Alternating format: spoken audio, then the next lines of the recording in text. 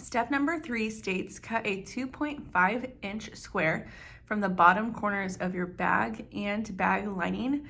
Measure from the point in which you pivoted your seam.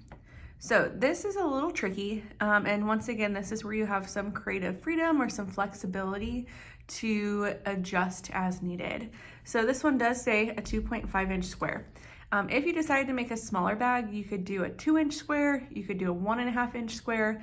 I would not go smaller than a 1.5-inch square because that would be way too small, but this is what's gonna give you your flat bottom to your bag, similar to how we did with our zipper pouch. Now, our zipper pouch was already pre-cut for you. If you remember, like the corner out of your bag was pre-cut for you. The reason this isn't pre-cut is everyone's is gonna be a little bit of a different size. So once again, you're gonna do a 2.5-inch square from the bottom corners of your bag and your bag lining. So I'm gonna go ahead and show you how to do that. The most important thing you can do today is do it from where you've pivoted. So I know that this is really hard to see, but this is where I pivoted. We're not gonna go from the corner of our bag, but we're gonna go from the pivot, okay? So I'm gonna go ahead and mark my pivot on here so you can see it with a piece of chalk. So I have my corner right here, and same thing over here. I have my corner, oops, right here. I'm gonna go ahead and lower my camera so you can see up close and personal as I'm working. Let's go a little lower. So once again, this is the corner in which I have pivoted, okay? We're gonna go ahead and measure up 2.5 inches, and then we're gonna measure across 2.5 inches. You can use a seam gauge, you can use your clear plastic ruler. Today I'm gonna go ahead and use my clear plastic ruler. So we need to go 2.5 inches from where we have pivoted. So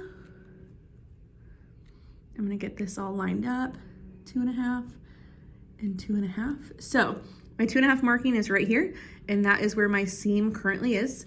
And then my 2.5 over here on the left-hand side is also where my seam currently is. And I'm gonna go ahead and mark this with chalk. Once again, I've pivoted right here. And we're going 2.5 inches from the seam. Okay, so that's a quick, easy way to do it. 2.5 will go here to here. I'm gonna show you a second way that may make more sense to you, but let's go over here to this corner. So if we start at the corner here and go over 2.5 and put a mark, okay, easy. And then we're gonna go, I'm gonna go ahead and turn this, and we're gonna go up 2.5 and put a mark.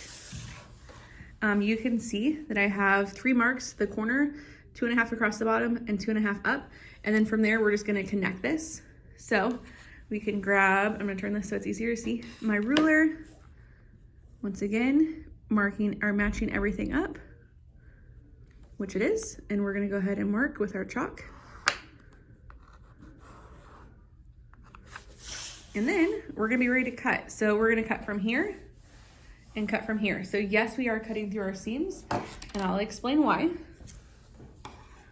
So cut through our seams, and then cut.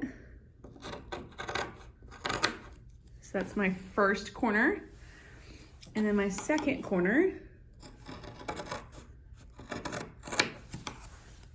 Once again, these are 2.5 inch corners. You can go smaller. I would not go bigger. And I'm gonna go ahead and take this back up and zoom back out so you guys can see. So we have 2 corners that have your corners cut out. We did not cut the top. The top is what's open, okay? If you cut the top, you're gonna be sad because you're gonna have to start over. So here is our outer fabric. We're gonna do the exact same process with our lining fabric, okay? So measuring at our corners, I'm gonna go ahead and draw my pivot. And this green is a little harder to see.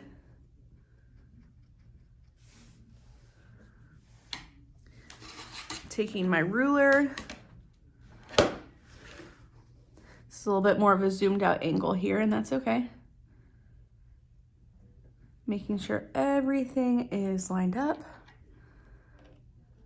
marking it with chalk.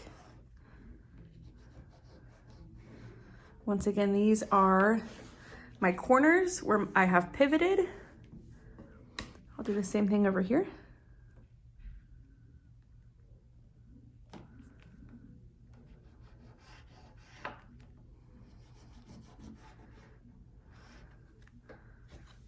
We have corner number 1, corner number 2. We're gonna go ahead and cut these out. And later we will sew these, and we will actually go back in and backstitch where we cut to make sure that our seams do not fall out. So backstitch is always reinforcing, and I will talk you through that with step number 4.